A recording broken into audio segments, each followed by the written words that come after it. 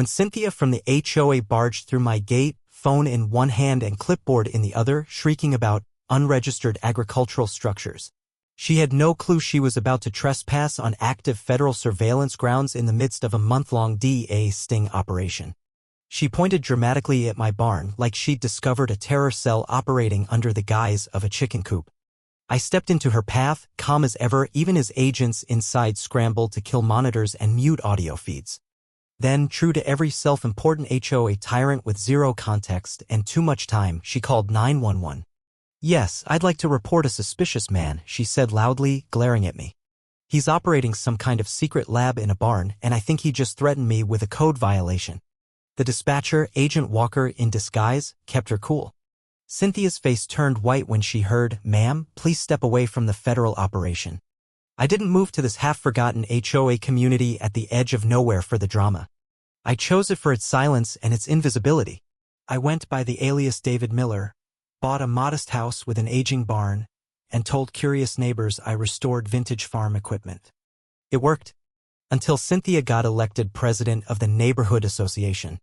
Cynthia wasn't just your average nosy neighbor. She was the self-declared queen of code enforcement, drunk on power and obsessed with rules. Once she had that flimsy HOA handbook in hand, she waged a holy war on everything from slightly long grass to seasonal inflatables. But her white whale? My barn. 2 weeks before the chaos. She slipped a typed note under my door. "Please remove barn. HOA bylaws prohibit agricultural structures within 500 feet of a paved road." I ignored it. I was too busy setting up a hidden mic to catch 2 mid-level cartel runners using the sleepy HOA as a dead drop site. Cynthia took my silence as a declaration of war. Her next move?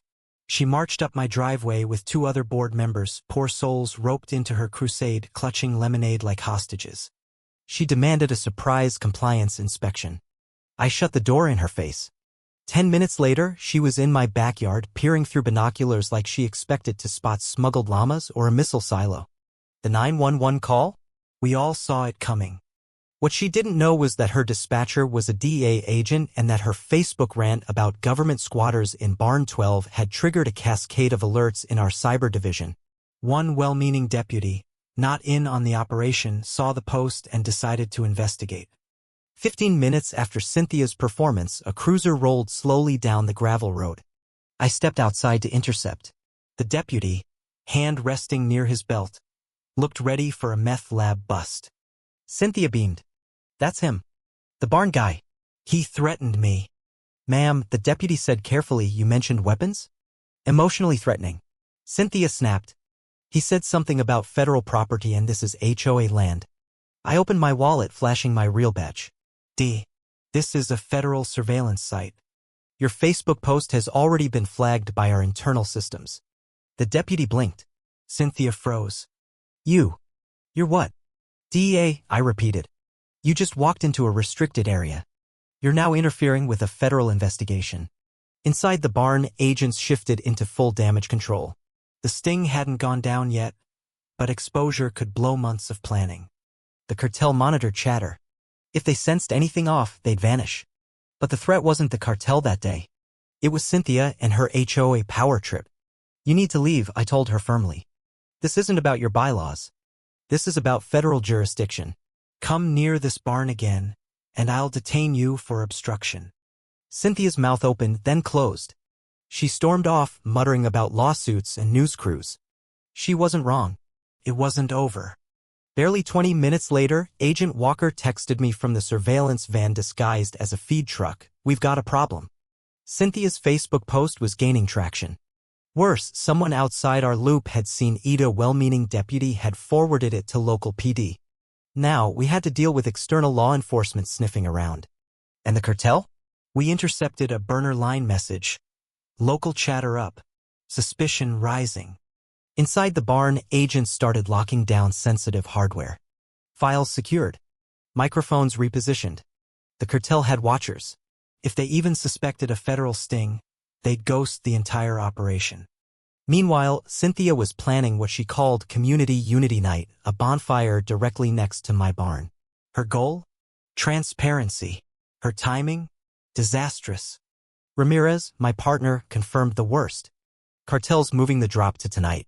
They're spooked. We weren't ready. Safe houses weren't secure. Extraction teams weren't in place. And now Cynthia's hosting a marshmallow roast 30 feet from a federal sting. We scrambled. Ramirez and 2 agents would pose as neighbors. A third would distract Cynthia. I stayed on point near the barn. By sunset, the front yard looked like a suburban block party. Lawn chairs. Paper lanterns. Kids with glow sticks. Cynthia stood proud with a sash reading Neighborhood Advocate. She saw me and beelined. Here to apologize, she asked, saccharine sweet. Just here for the show. Maybe you'll finally answer what's in that barn. Farming equipment. She glared, then tried to push past me. No admittance, Cynthia. I have rights. You're quoting the Facebook Constitution. She growled and stalked off, but not before whispering into her phone. That's when I spotted it. A high-res camera in her hedges, pointed directly at the barn. We've got a lens on us, I muttered. Ramirez replied, could be Cartel. Could be Cynthia. Either way, we're compromised.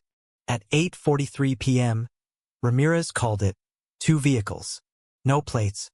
Blacked out windows. This is it. The plan was simple. Let the cartel park. Let the drop happen. Secure the evidence. Then move. Then Cynthia climbed a cooler, megaphone in hand. We are gathered tonight not just for Mores, but to stand against corruption in our very own backyard. The cartel vehicle slowed. Through the barn camera, I saw one man reach toward his waistband. Too many eyes, Ramirez whispered. They're spooked. I crossed the lawn. Cynthia, I said, you need to move your table. Why? Fire code. I know my rights. Please. She huffed but relented. The trucks pulled up. 2 men exited. Contractors by dress, enforcers by posture. They moved toward the barn. I pinged the first signal. Then a neighborhood kid launched a pack of fireworks. The popping echoed like gunfire. One cartel man ducked. The other reached into the truck. Go! Go! Go! Ramirez shouted. DEA agents dropped the act. One tackled a runner. Another fired a taser. Screams. Chaos. Folding chairs flew. Cynthia ran not away, but toward the barn. She yanked the side door. Annette deployed. She went down like a sack of tangled laundry. 1 cartel member surrendered on sight. Cleanup began. Evidence processed. Suspects detained. I approached Cynthia, still wrapped in mesh. You assaulted me. You trespassed into a federal sting. I was protecting this neighborhood. You almost got yourself killed. She blinked. Is this being recorded? Everything is, Cynthia. Everything. The footage went viral by morning. A neighbor uploaded it. Cynthia versus the feds. Net wins. Later, a black sedan arrived. A man in a suit stepped out. I'm legal counsel for the suspects in 4. MS. Cynthia Lake. Both. She contacted us last week about potential legal protections. Turns out Cynthia had been emailing firms with cartel ties, unknowingly confirming federal interest. In trying to oust me, she tipped our hand. The government didn't laugh. Obstruction. Interference. Unauthorized surveillance. Attempted entry into a restricted facility. Cynthia was indicted. Marshals escorted her from her home, still wearing oversized sunglasses and a smirk. To the press. This is a cover-up. I'm being punished for asking questions. By evening, she was a meme. Her megaphone? Sold online and donated to a museum exhibit on modern chaos. The barn was secured. Operation complete. Cartel crippled. Higher-ups decided not to shut down the site. They upgraded it. The barn was now an official DEA monitoring post. And Cynthia's house?